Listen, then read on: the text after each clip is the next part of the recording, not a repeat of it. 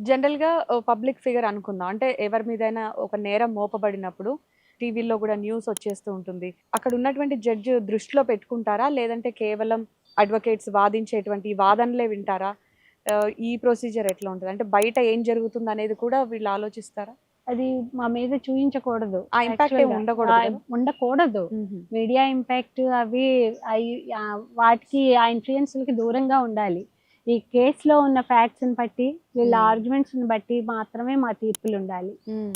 కానీ ప్రొలాంగ్డ్‌గా జరిగేటప్పుడు అక్కడ జరుగుతూ ఉన్నదాన్ని మీడియాలో ప్రసారం చేస్తే మా మీదేం ప్రభావం ఉండదు. హ్మ్. కానీ అవి జరుగుతూ ఉన్న ప్రాసెస్‌లో మీడియాలో మేము కూడా సాయంత్రాలో ఉన్నప్పుడో చూసే అవకాశాలు ఉంటుంటాయి కాబట్టి, ఆ డిబేట్స్, హ్మ్. డిస్కషన్స్ హ్మ్. కొంత ప్రభావం చూయించే పని కూడా ప్రభావం చూయించడం సో, కూడా అక్కడ మెంటల్ అవుతూ బ్యాలెన్స్ ఉంటుంటుంది. అవసరం కదా! అవుతూ ఉంటుంటుంది. హ్మ్. అయినా కూడా వాటిలో ఫ్యాక్ట్స్‌ని బట్టే దానికి లా ఎలా అప్లై చేయాలి అనే దాన్ని బట్టి ఉండాలి.